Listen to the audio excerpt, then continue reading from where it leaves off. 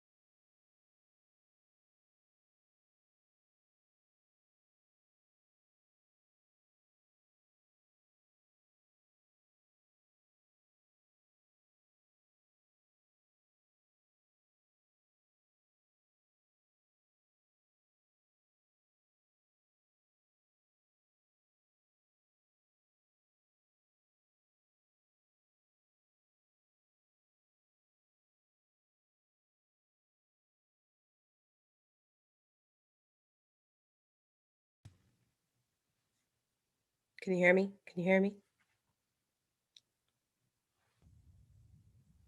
I couldn't hear you. Yes. Thumbs up. Yes, you can. Okay, good. Thank you. I had to switch rooms.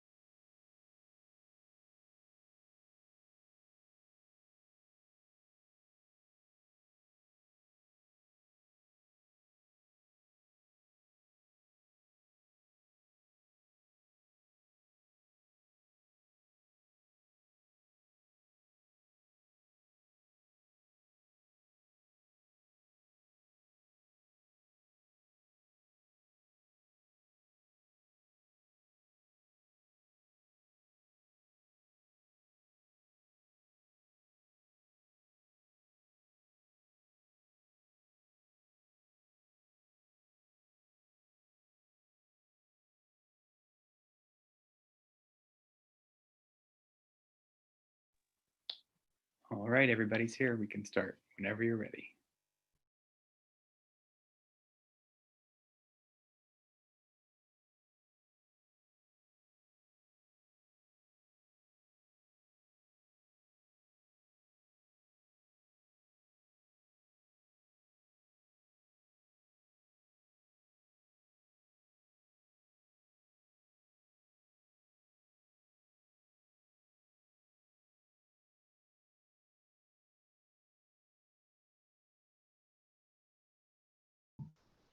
we're going to give it a few minutes before we start the meeting. We've got something we're taking care of. Okay.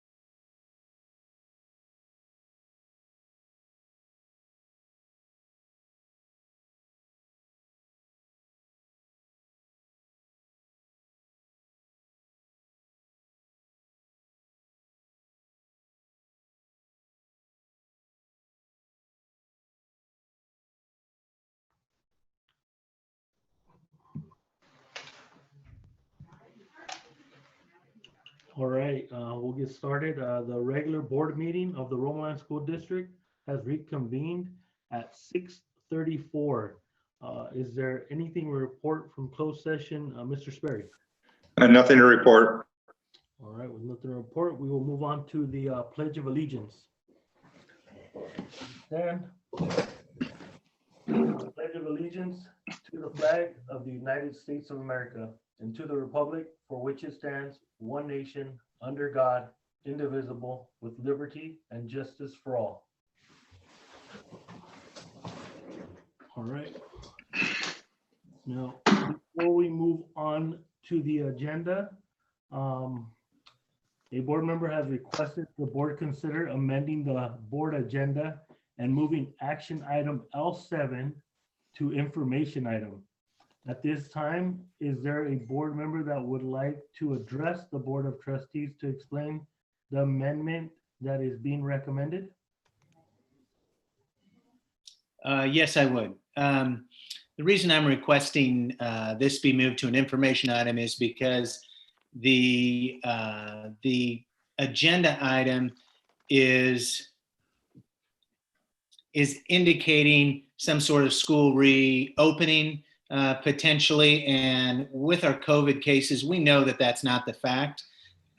So understanding what the governor has put forward in his budget, I believe it's important for us to gather information on that and give direction to the staff, but at this time, I don't think that this should be an action item.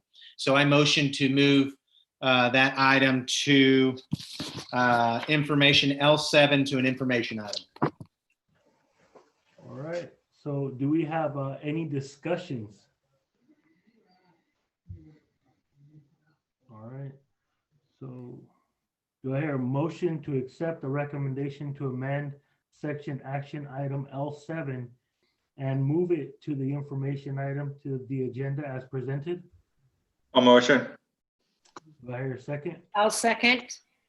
Okay, any Second. discussion? All right, all in favor? Ms. Kleitz, Aye. Mr. Reller, Aye. Mrs. Moon, Aye. Mr. Sperry, Aye. and myself, Manuel Geary. All right. Being that the board approves the agenda amendment, item L7, COVID-19 and school opening update will be moved to the agenda as an information item prior to the approval of the consent agenda, at which time the board will hear the presentation. We will now proceed with the agenda. All right, so we'll now move on to the government governance norms. We agree to act with dignity, respect differences, build trust, work as a team, engage the public, focus on success of every student, work together for common good.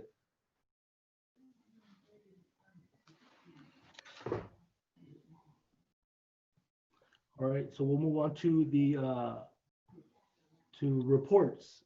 So Mr. Reller, anything to report? Yes. You know, we recently have been required to make public our COVID-19 cases on campuses, and we've done this through our district website. And I want to commend our staff for going above and beyond, because what's required is our number of COVID cases on campuses within the last 14 days, and that's required by the governor. And Romoland Elementary School District does more than that.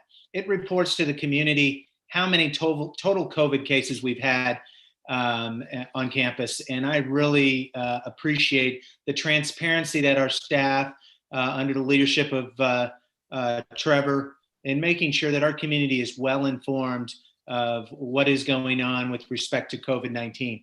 I would also like to highlight, along with that, prior to winter break, Trevor and his staff and our stakeholders discontinued our small cohorts on campus because of the spike of COVID-19. And they continue to be discontinued, and that's important, because you know the staff and Trevor and our stakeholder groups are working together on a week-by-week basis, having discussions about when to bring them back and when it is safe to bring them back, and taking into consideration the county public health department's advice. So I am really happy with the work that Trevor is doing with and his staff and our stakeholders, ensuring that our students are safe, as well as our staff and our community. So I want to commend them on that. And I know that there are many community members out there that want to get back to school, face-to-face instruction. And I think this board has said it over and over. We want that as well.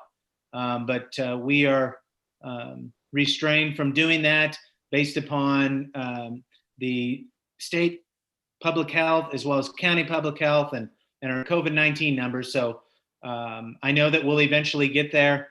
And I just wanted to make sure that that the public knew the work that is being done in the trenches in the Romoland Elementary School District, and I really do appreciate that. Thank you. Thank you, Mr. Eller. Mrs. Moon. Well, I think Gary did an excellent job of covering what has been going on. And I think I would like to re-emphasize that our goal is to get every student back in the classroom, but also in a safe manner. So thank you. Thank you. Mrs. Clyde. Ditto to both Mrs. Moon and also Mr. Greller on that comment. I would just like to take a moment and welcome Mr. Bacon to his very first board meeting. We'll try to be kind on you, Mr. Bacon. We'll try very hard, as long as you put things in a very understandable way. So welcome. Thank you, Mrs. Clyde. So Mr. Sperry.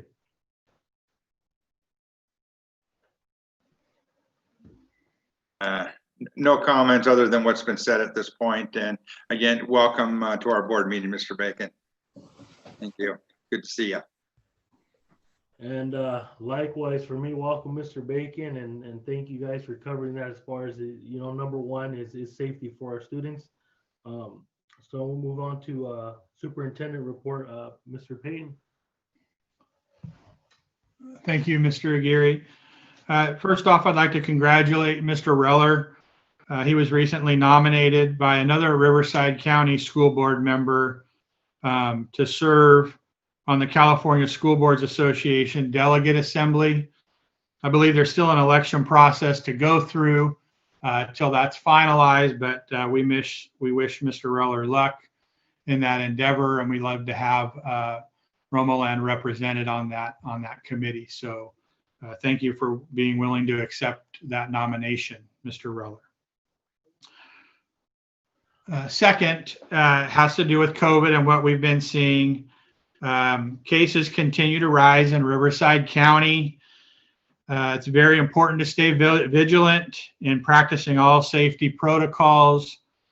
The adjusted case rate, just for perspective, on December 1st was about 21.2 cases per 100,000 residents.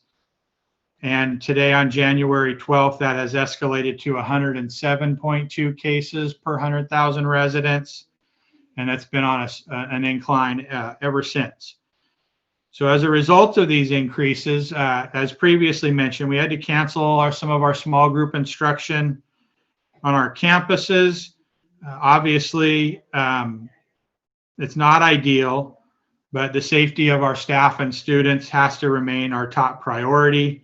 We continue to work with local health officials and seek guidance on the appropriateness of those small groups and what they could look like. This evening, later in the board agenda, or as an information item, you'll hear some updates on Governor Newsom's Safe Schools for All plan. There's still a lot of gray areas for us to decide, make some decisions on that, and we need to get clarification from the state on a few things. But it's kind of resetting a lot of what's been taking place, and so there's still a lot of issues to work through with that. And we're looking forward to sharing that information with the board and the community later this evening. Thank you. Thank you, Mr. Payton. We will now move on to recognitions and announcements for student recognition. Mr. Payton.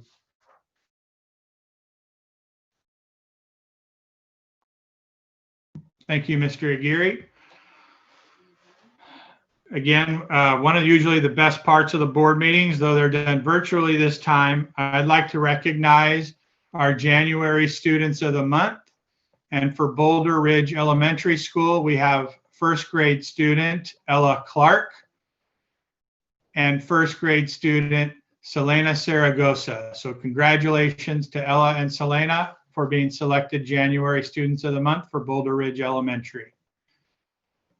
For Harvest Valley Elementary, we have grade 4 student Damian Curiel and grade 2 student Frankie Ramirez.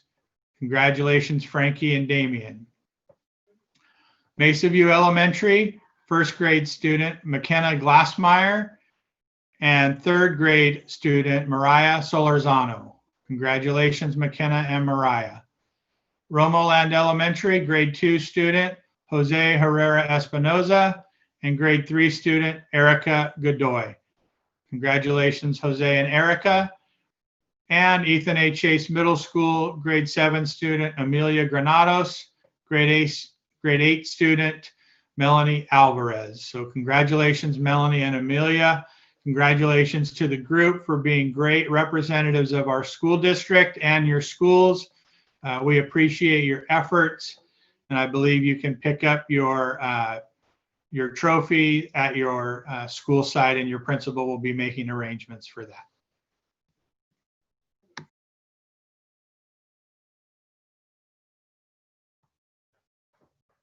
All right. All right, thank you. We will now move on to communications, public comments and association reports. Do we have any public comments? Yes, we do.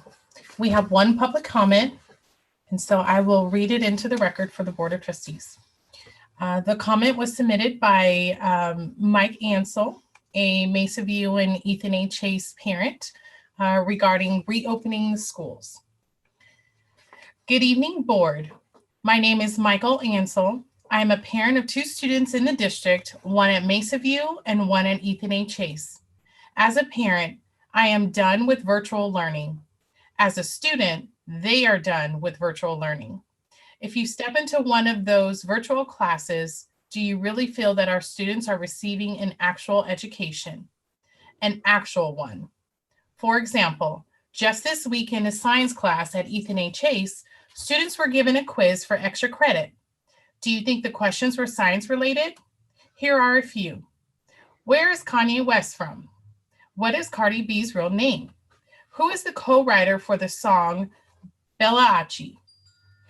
So tell me, why would you even receive extra credit for those questions? How do they relate to science? And why are we having kids research people in pop culture? That is just one example. I've seen several classes contain assignments that have no relation to the subject of the class, but yet count for credit.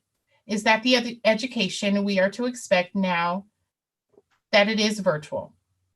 You are our elected voices for this area, for our students and parents. You who have been voted in as our voice need to fight for our rights. Step up and demand that the expectations for districts to open shouldn't be based on so many limitations. Go to our elected officials and demand that our schools be reopened. Pressure those officials to do the same. Our leaders in our district need to do the same and fight for the reopening. Since March, the district has bought supplies to reopen, and if they don't open for another couple of months, then supplies have been on hand and unused for a year. Hand sanitizer that will expire, wipes that will dry out, all for empty classrooms that don't have the students in them. Purchasing supplies without the intention of actually bringing all students into the classroom is a waste of taxpayer dollars and the staff's time. Other states have opened their schools, and yet California, and in particular Riverside County, can't seem to figure it out. As a result, California students are failing. I have personally seen my own students struggle to learn and retain in this virtual environment. California students will have only received one thing after all of this, and that will be mental and social issues. And if you hear otherwise, it's a lie. Our students will now be behind educationally as well. Other states that have pushed through, opened up, learned what works and doesn't work, have been teaching students at regular standards. California students will now be behind by a year and a half of education. And if students were already behind, then make that 2 to 3 years. It was a disservice to our students that we didn't open the first time our county was in the appropriate tier, and now we've missed the window of opportunity. Be the voice you were elected to be. Get our kids back in school. Thank you. And that is the only comment for this evening. Okay, thank you, Nikki. Do you have any employee association reports, Mr. Murray? Mr. Gary, we have a joint communication from CSEA and RTA. It begins by, It is unfortunate COVID cases continue to rise both inside our district and within the surrounding community. Our collaborative focus at this time must be to continue to be committed to the health and safety of our students and staff. We cannot afford to bring this virus back onto our campuses as it happened prior to the winter break.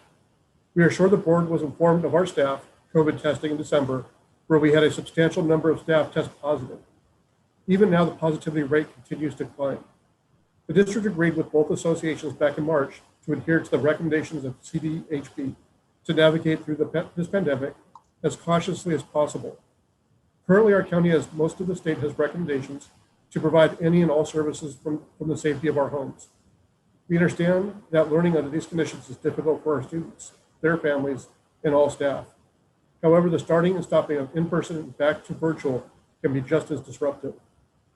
The officers and members of both associations at this time feel it is in the best interest to put a hold on bringing in-person cohort students back to our campuses. The students that are considered to return to campus are those who are at higher health risk. They also are the group that are not able to comply with CDHP's 3 most important steps of staying healthy: to wear a mask, stay 6 feet apart, and wash hands routinely. These cohorts are not 6 feet apart while on campus. They are exposing the other students and staff without a mask and close proximity for more than 15 minutes in a 24-hour period. There should not be any willingness to put a select group of students and staff at risk of infection. The governor has an update later this month. We should take time to hear from him. More importantly than his statements, the CDHP updated recommendations, along with the facts that our COVID positive case numbers. These must significantly decline for us to be able to engage in in-person learning. Once this information is released from the governor, both associations will meet with the district to negotiate their MOUs to meet the new recommendations. And that's the statement. Thank you, Mr. Murray. All right, before moving on to the consent agenda, we will move to the information item for COVID-19 and schools reopening update. Mr. Payton.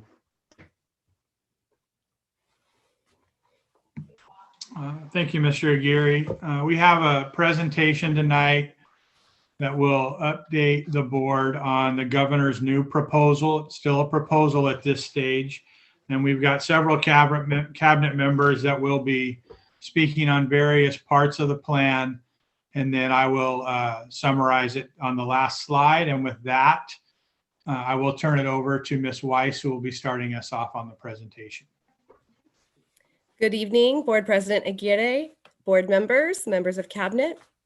This is the COVID-19 and school opening plan update.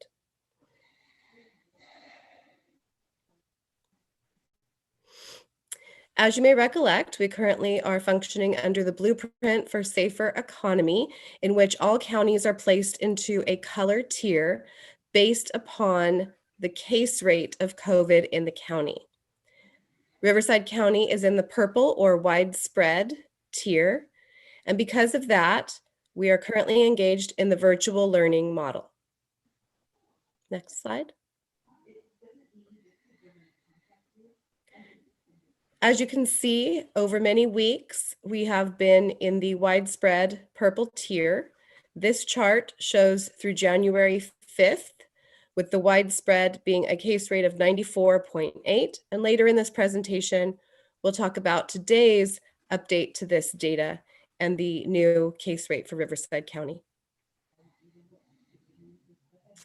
We also have a timeline that you've seen before in previous presentations, going back to March 13th when we had to make the decision to close schools due to COVID-19, and then to the most present time with December 30th when Governor Newsom proposed the Safe Schools for All plan. And we're going to look now in detail at the Safe Schools for All plan.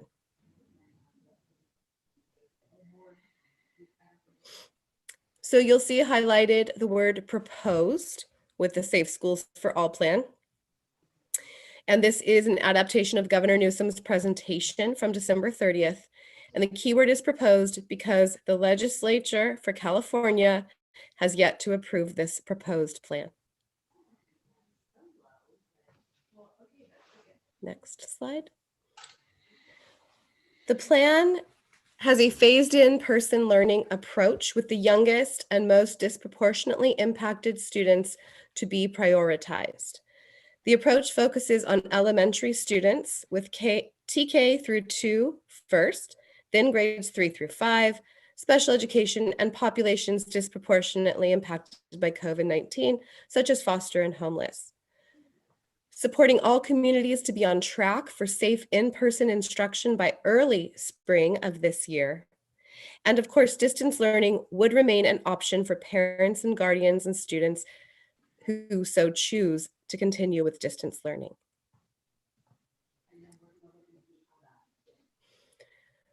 So the new state measures proposed, but not yet in place, have elementary schools opening if districts submit a COVID-19 safety plan to both local and state officials, and it is approved. And then once approved, local and state officials would provide support, enforcement, and oversight. But it's important to note that as part of this proposed Safe Schools for All plan, counties must have a 7-day average case rate of less than 28 cases per 100,000 people per day to implement the plan.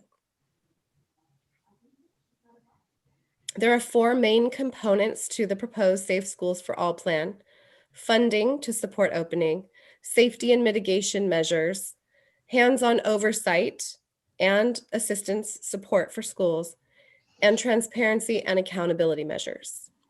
At this point, we'll look at these 4 areas in detail, and I'll turn it over to CBO Keith Bacon to discuss the funding component. Thank you, Ms. Wise. So in anticipation of the extreme financial burden that reopening could potentially have on schools, part of this plan is to provide some funding support.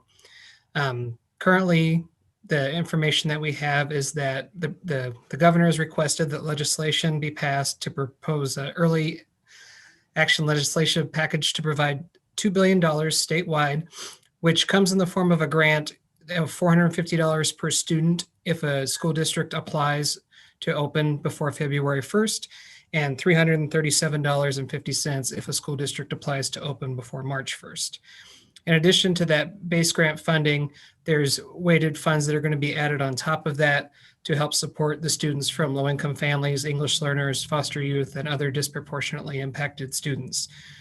With that information, based on what we know right now, if the school district were to apply for the February 1st date, we'd be looking at an average of $585 per student, or around $2.3 million total.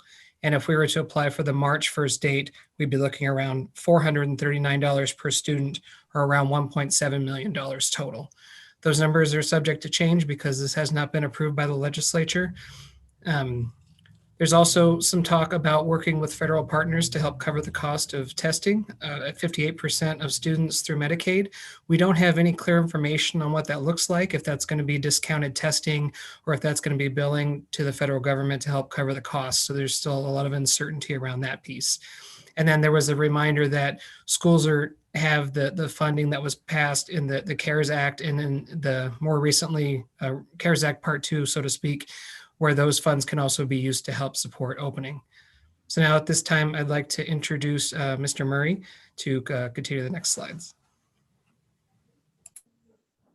At the time we're able to bring students back on our campuses, one of the key components would be having a very robust testing program for COVID testing.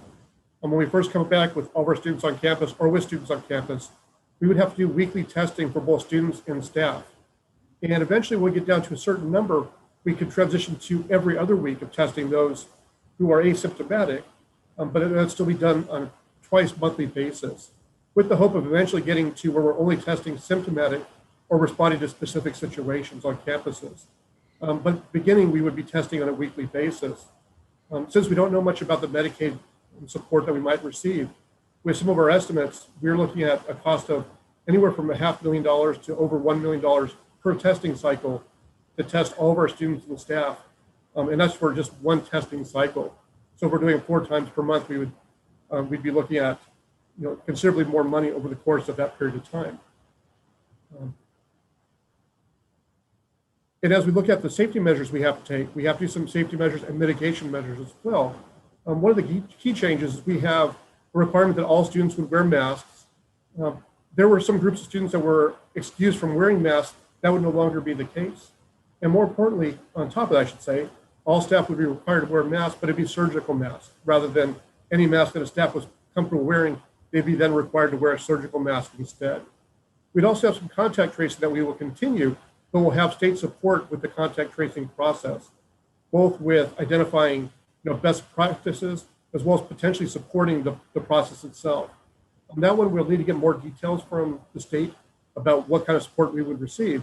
But the idea is to make that a more effective part of our process in terms of responding to localized outbreaks of COVID on our campuses. And finally, the vaccine is actually coming through pretty quickly here from what we understand.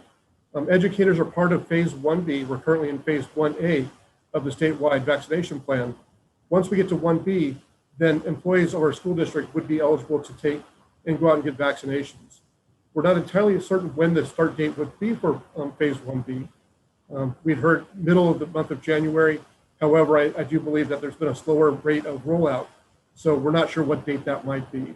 But we're hoping that pretty soon, phase 1B will take place and we can start getting our staff to go out and get vaccinations as well. Thank you, Keith Bacon and John Murray. For item 3 as part of the plan, that's hands-on oversight and assistance for schools from the state of California. First, all schools must post their COVID-19 safety plans online and report key data to the state about COVID cases, including in-school transmissions. And there is a state-developed team of experts that would provide support for school districts with monitoring and responding to data in real time, providing webinars and training materials, answering questions when we have them, and conducting school walkthroughs as needed.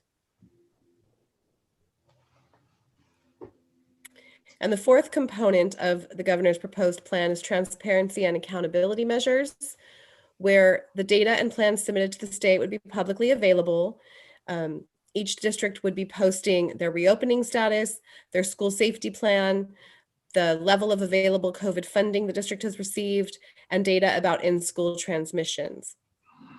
And then the state would establish a web-based hotline for school staff and parents, guardians to report concerns. And of course, there'd be penalties for any schools failing to implement safety precautions. So those are the 4 main components of the plan, and that brings us to the current data as published today by our state. The case metrics as of today are 127.5 new COVID cases per day in Riverside County per 100,000 people, with an adjusted case rate of 107.2. That keeps us in the purple tier, but also far from the case rate needed for this plan. As you can see in blue at the bottom of the screen, a county must have a 7-day average case rate of less than 28 cases per 100,000 per day to implement the plan. A side note, Riverside County does appear to have the highest adjusted case rate of any county in our state currently. And moving forward, I turn it over to Superintendent Payton. Thank you, Ms. Weiss. So these are the broad concepts that the governor has proposed. Of course, district superintendents are constantly collaborating because the details, the devil's in the details, so to speak. So a couple of big bullet points. Right now, it's still in the proposal stage. The California legislature just returned to session yesterday. And so we don't know how fast they may approve or if they may approve this plan. It could be quick. Sometimes they move quick on things. Sometimes it could take a week or two. More importantly than even that is we don't know what tweaks they may make. They may make some changes to what we just presented before it is approved by the state of California as a plan. That makes a challenging timeline because basically school districts are not going to want to commit to things in a hypothetical scenario. And until the state legislature approves things, we are dealing with hypotheticals. Riverside County case rate, as just mentioned, our adjusted case rate is 107.2. It needs to get down below 28 cases per 100,000. I don't have any idea how fast that decline could occur. I do know we haven't seen a decline yet. Every week it seems to be gradually or incrementally increasing. At some point we'll hit a tipping point and that will start to drop. How fast that drops, we don't know. So at this point, to reiterate, Riverside County schools are not eligible to reopen. And in fact, I think as of yesterday, there were only 5 counties in the state eligible to reopen because below that 28 mark. And then, of course, we do have a school opening plan. It's been on our website for months. It gets revised every time new information comes out. This time we will be required to update our plan. Important to note that we are expecting updates from the California Department of Public Health this week. So again, you can see how that February 1st application deadline is near impossible to meet, knowing that the legislator hasn't approved the plan and that we're going to be getting new health guidelines expected this week. Once CDPH puts out those guidelines, there's a process where they go through our Riverside University public health system. Sometimes they tweak them for a more local context. And then also a big issue is our school opening plan now has to be aligned with Cal OSHA guidance, which could take some significant adjustments. So all of these are kind of some challenges. There's a few more I would just like to mention. If we decide to make an application for this, we have to work with our bargaining units, both RTA and CSEA, and have updated ratified MOUs, and that process can take some time as well. And so that is very important. I want to reiterate that the money we received isn't really going to cover the cost of testing, depending upon when we are eligible to open. We could run out of funds very quickly. And if we have committed to that and received that money, we are obligated to test for the remainder of the year. And so we may have to look to other funding to try to offset that significant cost, depending on what we find out with the testing offsets. And I think that's kind of about it. So when Governor Newsom did his press conference in December, we just got the details of that kind of press conference and what it really means on this past Friday. We put this information together. This is what we know at the moment. But there are still lots of questions that need to be answered and lots of details that need to be clarified. And so with that, we will take any questions or comments from the board and do our best to answer any of those.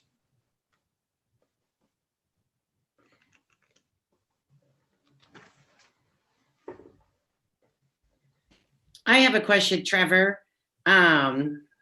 In the presentation, when they were talking about the testing, it stated, or John had shared, that there would be state support.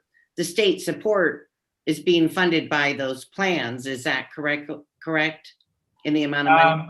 Well, in relation to testing, Keith, can you give the specifics around that? I don't want to misquote your bullet point, but I think there's a proposal of something about a 58% offset. Keith, would you explain that further? Sure. It's very vague, unfortunately. The only information that we have is that there would be an opportunity to work with the federal government to have the testing costs for 58% of the students paid for with Medicaid dollars. But we're not sure what exactly that looks like. So that, in theory, is outside of the grant funding that this program offers. So then basically the other 42%, the district has to pay out of pocket, which we don't have that in the budget. Is that correct? That's our understanding. Yes, that is our understanding. And that other 42% could come out of the grant funds that were described. We just because there's so much uncertainty around so many of these things, including this cost of testing, because it's not finalized yet. When we do our estimates on the cost of testing, obviously we have a range, right? The more federal support we get to offset the test of costing, the longer our grant funds would last for that other 42%. And so it's kind of a little bit of a guessing game for us. What we wouldn't want to get caught in is a situation where, you know, the price of a single round of testing on a weekly basis is significant. And if we exhausted those funds, then we would have to continue that weekly testing and look for other funds to be able to provide that. And that would be turning over a lot of rocks to get a lot of money, I believe, at this time. Right, in a short period of time, like it could deplete us in the spring if There's the potential for that, absolutely. And then one last question on the vaccinations or vaccines. Is that something that when it is available for our faculty that it's covered, or is that going to be through their health insurance? We haven't got, I believe it's covered. The federal government purchased a lot of vaccinations. There's some nuances in there. I believe that facilities have the ability, while they're not charging for the vaccine, they're able to charge a nominal amount for the staffing and the hours of work and those types of things associated with administering the vaccine.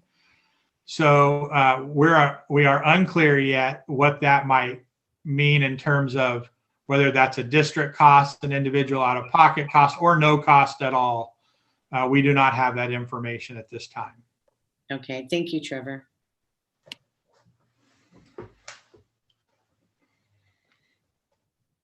I'll open it up if there's any other comments or questions from any board members.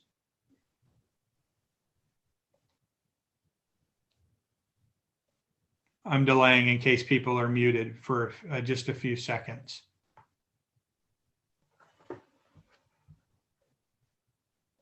Okay, I'm not hearing any other questions, and I'm scrolling the video, and I guess don't have any more. So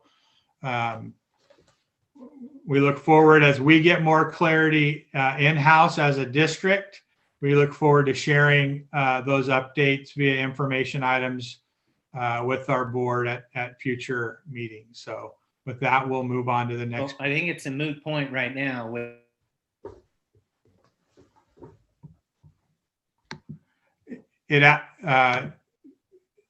Absolutely, it kind of is a moot point right now, but we just wanted to make sure that the board had the latest information on the proposals that are out there.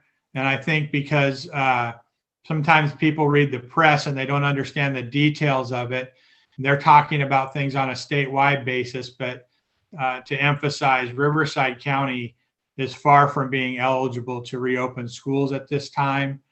And when and if we are re-eligible, then we would revisit the process.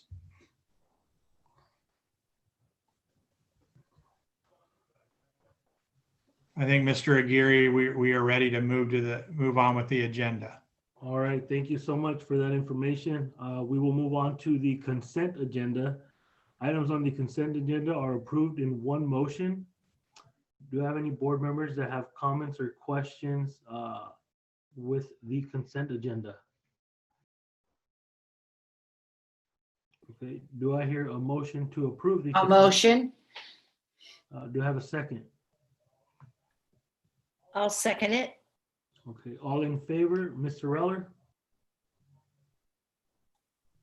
He got kicked out. Oh, he's back. Okay. That was an aye for Mr. Reller? Yes. Okay. Mrs. Boone? Aye. Aye. Mrs. Kleitz? Aye. Mr. Sperry? Aye. And myself, aye, Mr. Aguirre. We will now move on to the action items. To L1, approval of 2019-2020 annual audit reports. Mr. Bacon. Thank you, Mr. Aguirre, Governing Board, Superintendent Payton, and Cabinet. It is required annually for school districts to have an external auditor come in and review transactions and for compliance and those types of things. And we have had that audit report completed. And so at this time, I'd like to introduce Mr. Andrew Park. He's a partner with Eide Bailey, and that's our audit firm. I do have to apologize. Mr. Park has indicated he's under the weather a bit, so his speaking ability might be somewhat limited.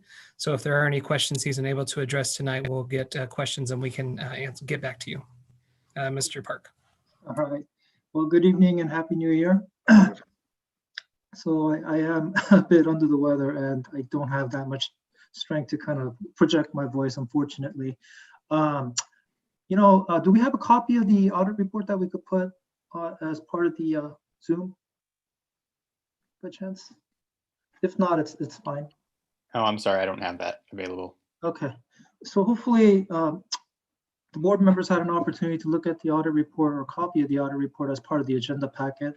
But as you know, we are your auditors and we report directly to the board. Our primary responsibility is to opine on the set of financial statements, in this case, financial statements as of June 30, 2020. In other words, what exactly are we auditing? We're basically auditing your unaudited actuals that were presented to you back in September of 2020. Okay. Ultimately, that's what we're doing. And we basically issue an opinion as it relates to the financial statements. Highest level of assurance that we provide is an unmodified opinion, followed by a qualified opinion, and lastly, adverse or disclaimer of opinion. For the fiscal year 1920, or the financial statements as of June 30, 2020, our opinion was unmodified as it relates to the financial statements that was prepared by your district's business management. So again, it was a clean opinion. In other words, the numbers presented in the unaudited actuals back in September 2020, we are in agreement with the numbers that were presented to you by the district's management. On top of the financial statements themselves, we also render an opinion on the district's compliance with federal awards and state awards. For the 1920 fiscal year, we were required to audit your special education funds, your federally subsidized special education funds. And then we were also required to audit your child nutrition program. Based on the audit procedures that we performed on both of these programs, we did not identify any type of compliance-related matters. The district was in full compliance with both of these programs. In addition, the district's checks and balances that have been implemented, or what we would call internal controls, that have been implemented to ensure compliance with both of these programs, were working as intended. And there were no compliance-related issues. Okay. And lastly, we render an opinion on state awards. Annually, the State Controller's Office basically tells us what very specific state programs we're required to audit. And unfortunately, we don't have a copy of the audit report, but there's a comprehensive list of all the state programs that we're required to audit. And this would include attendance, your ACES, so on and so forth, some of the very critical areas that's part of the district's operation. Based on all the programs that we were required to audit under the state controller's requirement, the district was in compliance with all of the programs that are applicable to the district. So again, our opinion was unmodified as it relates to the district's federal award and state compliance requirements. Okay. That pretty much summarizes the audit. It was rather a clean audit. Now, I'd like to mention one more thing. Due to the extraordinary operating circumstances, we conducted our audit 100% remotely, and I have to say that wasn't an easy thing. And unfortunately, Ms. Cole isn't here, but I'd like to give her a lot of credit for working with us and just making sure that we get all the information in a timely manner so that we get the report issued. I would say half our clients are still pending audit reports at this moment, and we don't anticipate issuing half of specifically my clients' until sometime in February. And that's the whole perspective of how everything went down last year. It's just an unusual year, but thankfully with Romoland School District, we were able to wrap up everything in a timely manner. Okay, that's about it from me. You have any questions?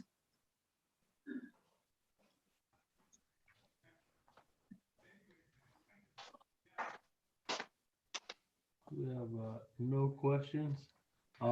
Thank you, Mr. Park. You're welcome. Thank you very much. Okay, so we'll now, do you have a motion to approve L1? I'll make a motion. I'll second. Okay, all in favor, Mr. Eller, Aye. Mrs. Moon, Aye. Mrs. Kleitz, Aye. Mr. Sperry, Aye.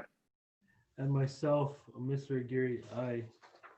Now move to L2, request of approval to file notice of completion for Yoda Painting Incorporated for Harvest Valley Elementary and District Office painting projects. Mr. Bacon. Thank you, Mr. Aguirre. Over the winter break, we had an opportunity for our facilities group to get some projects completed. And so this is to file the notice of completion with the County of Riverside for a painting project that took place, painting of the exterior surfaces at Harvest Valley, as well as painting the district office over break. Those projects are completed, and board approval is required to file this notice of completion for this project. Thank you, Mr. Bacon. Do I hear a motion to approve? I'll motion. I'll make, okay. Okay. All in favor, Mr. Eller, Aye. Mrs. Moon, Aye. Ms. Kleitz, Aye. Mr. Sperry, Aye. and myself, Mr. Gary. Aye. We'll move to L3, request of approval to file notice of completion for Teca America Southern California Incorporated for District Office Shingle Roof Replacement Project. Mr. Bacon. Thank you, Mr. Aguirre. Similar to the previous item, this project was completed over the winter break. The roofing was replaced at the district office due to age, and so that project is complete and board approval is required to file this notice of completion. All right. Do we have any comments or questions? Do I hear a motion to approve? Motion. I'll make a motion. I'll second. Okay. All in favor, Mr. Eller,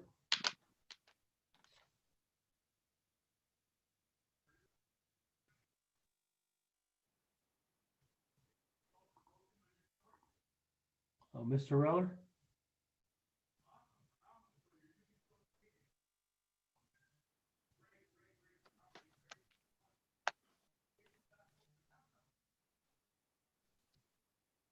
Mr. Reller, can you hear us? We can see you, but we're not sure if you're able to cast your vote. Aye. Mrs. Moon, Aye. Ms. Kleitz, Aye. Mr. Sperry, Aye. and myself, Mr. Gary. Aye.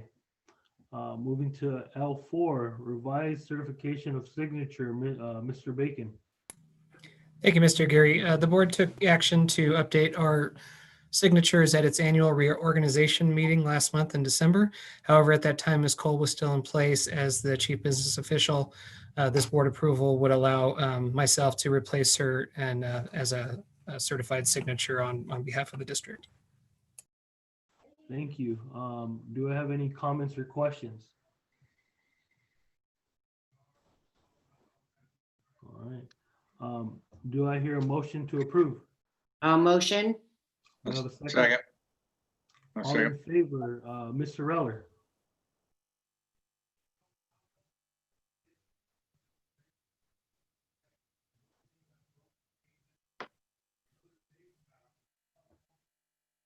Mr. Reller, Mr. Aguirre, Mr. Reller has indicated to me that he's having some connectivity issues, and so he's going to pardon himself from the remainder of the meeting.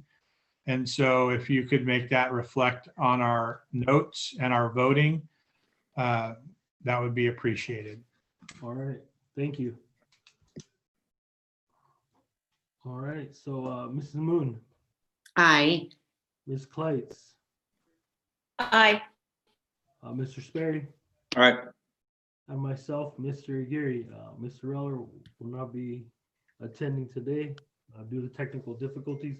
Move on to L5, updated classified employee salary schedule. Mr. Murray.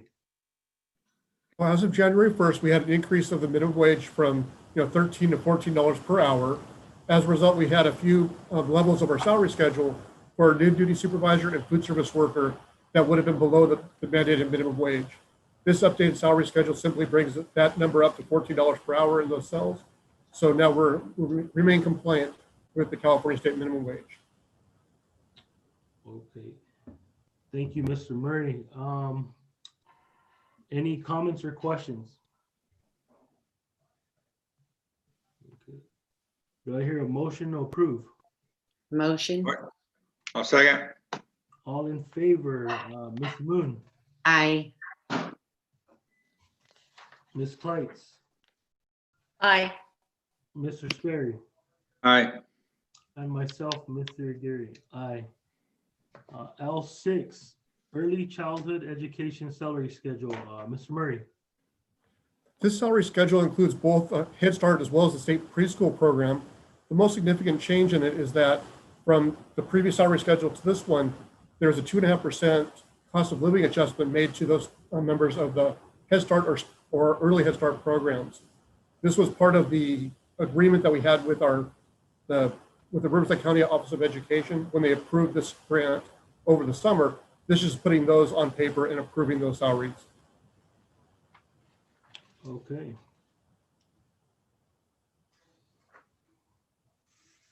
All right, do I have any comments or questions?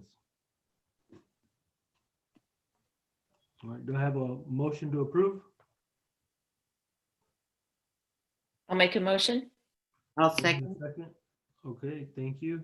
All in favor, Mrs. Moon, Aye. Ms. Kleitz, Aye. Mr. Sperry, aye, and myself, Mr. Geary. Aye.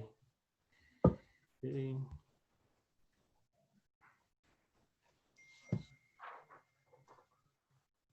So we will move on to closing comments. Do we have any closing comments, Mrs. Moon? No, just for everybody to hang in there. This is, we have no control. We are dictated by the governor and the Riverside Public Health System.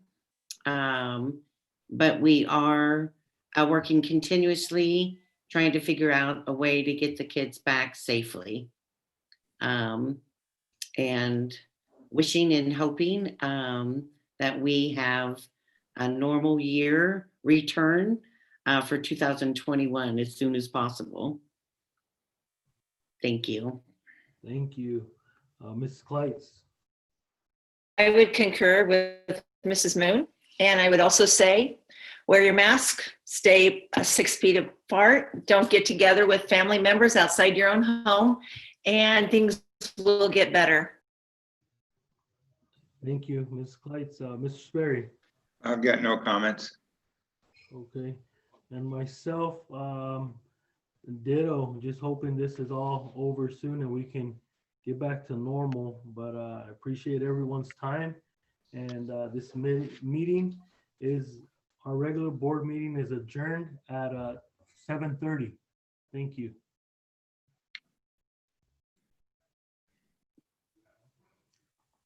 Thank you.